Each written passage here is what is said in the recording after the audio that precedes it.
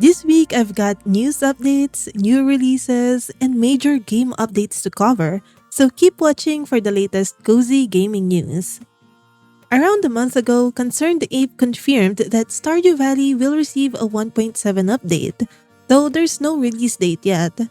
When fans expressed concerns about how this might delay Haunted Chocolatier, Concerned Ape responded with a blog post explaining that while the update might cause a slight delay, it won't be as significant as feared because he's now taking a creative director role with his Stardew Valley team, allowing him to focus most of his attention on Haunted Chocolatier while still maintaining personal oversight of all new Stardew content.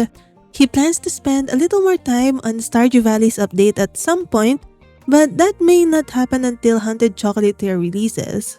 But this plan might change in the future since both the update and the new game doesn't have a release date.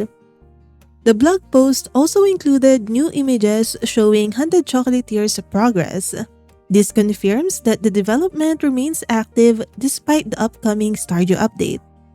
One image displays various chocolates ranging from bars to candy canes, while another shows a character by a river with a massive treehouse featuring windows and mushrooms growing on the sides. The art style resembles Stardew Valley but appears more refined with additional detail. A third screenshot confirms fishing will be a part of Haunted Chocolatier, though we don't know if the mechanics will mirror Stardew's system. Fishing in Stardew gets mixed reactions since some players love it while others find it too difficult, especially in the early game. Personally, I'm not a big fan of fishing in any live sim game, but let me know in the comments if you're excited about this news. In other news, we have the first official trailer of an upcoming new cozy life simulation game called Heartopia. The game is coming to PC and mobile devices worldwide in 2026.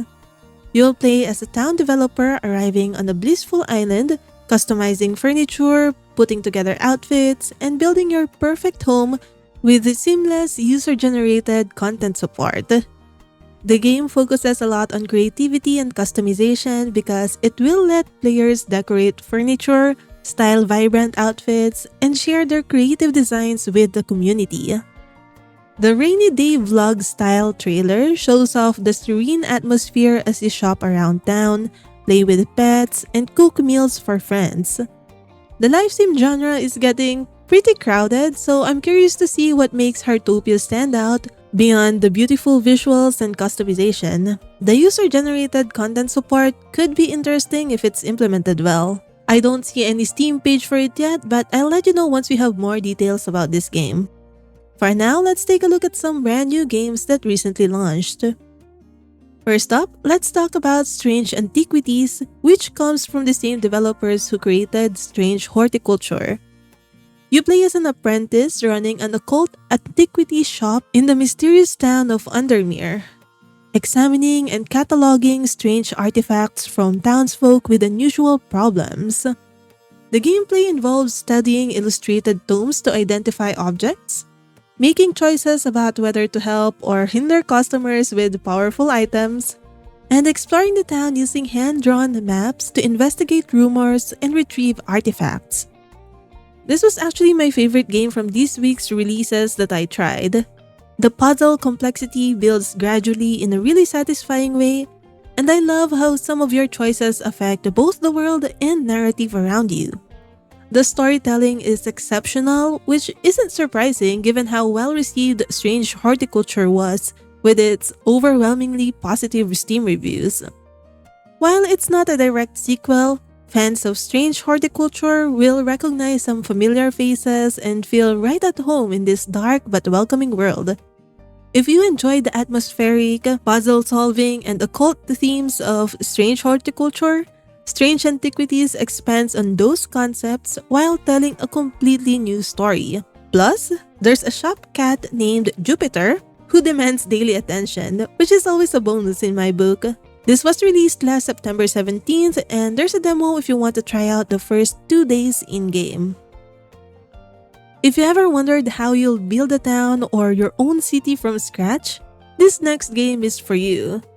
Town to City offers a grid-free city-building experience set in 19th century Mediterranean settings. The game lets you freely place houses, shops, and natural elements without being locked to a grid system, creating a unique blend of creativity and strategy. You will need to carefully plan your layout to meet citizens' specific needs, while also having the freedom to design beautiful organic town layouts with winding streets or structured districts. Citizens have individual requests and form families in the homes you build, adding a personal touch to the community management. I'm really drawn to the aesthetics of this game and especially love the photo mode, which lets you capture wonderful screenshots of your creations. Even though it's in early access, there are already tons of impressive screenshots on Steam showing how much creative potential the game offers.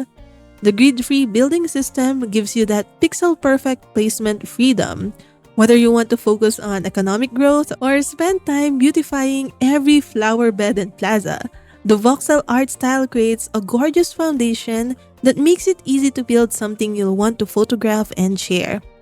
This entered early access on September 16 with a demo available right now, so you can test whether the blend of creative city building and strategic planning appeals to you before committing to the full experience.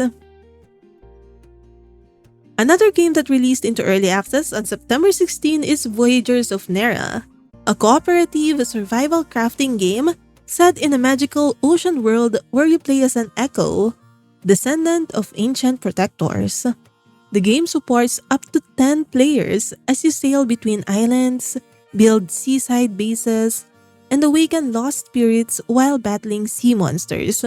Each base you build lets you refine resources, cook meals, and craft new gear, and it also serves as a sanctuary for the spirits of the world.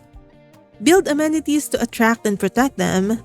In return, they will magically power your settlement, unlocking more powerful crafts. The cooperative focus seems well designed with different roles for players who prefer adventuring, crafting, fighting, or building. For multiplayer, you can host a game for others to join, set up your own dedicated server for free, or rent a server from a range of approved partners.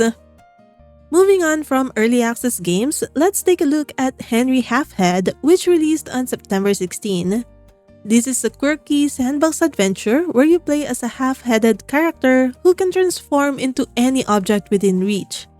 The game features over 250 different objects to become, from kitchen knives for slicing toast to watering cans for plants, each with unique properties and abilities. You will solve everyday challenges through creative object transformations while following a wholesome story narrated by someone who reacts to your choices and mischief.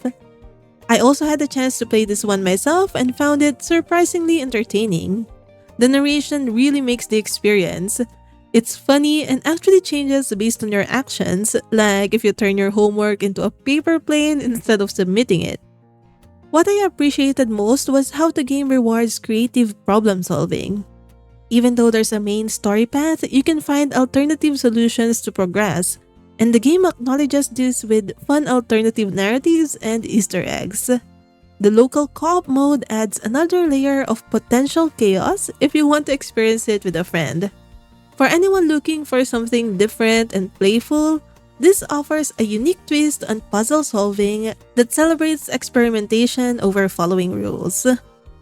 Now that we've covered the latest releases, let's check in on some major updates for games I've covered before. Tales of Seikyu just released their Bloom and Bond update, which adds some substantial content to this early access magical farming sim where you can transform into different yokai forms. The update brings character customization with new hairstyles, unlimited color options, and the ability to change skin tone, eye color, and facial markings. You can customize at the start of new games or use a craftable mirror in existing saves. The content additions are pretty significant too. There's a new main story content diving into Fox clan history and transformation powers. Plus, 2 new romanceable villagers, Kincho, the Tanuki clan leader, and Mika, who manages the new hot spring area. The hot spring becomes a dating location once you reach 3 hearts with villagers, Though apparently there are consequences for missing dates or inviting multiple villagers at once, which should be fun to try out. They've also added Koiwa's Ranch so we can start raising animals like chickens, sheep, and capybara. Plus, there's a new tavern minigame where you help serve drinks and food under pressure. With the 15 villagers now having heart events available, there's clearly a lot more relationship content to explore. For anyone who's been following this game through early access, this seems like a meaningful update that addresses community feedback about wanting more customization and romance options.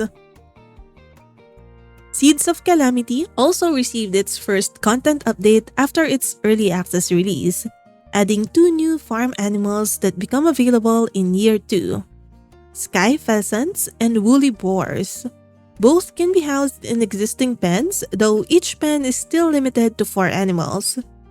If you aren't familiar with the game, this is a solo-developed farming sim that features the life of a young adventurer who just settled into a quiet, recovering village 20 years after the Great Calamity. The game has an interesting dungeon mechanic and turn-based battle system. Plus, you can tell that a lot of care and attention has been given to the game given its accessibility features like being able to adjust the length of day and the quality of life features like being able to save at any time.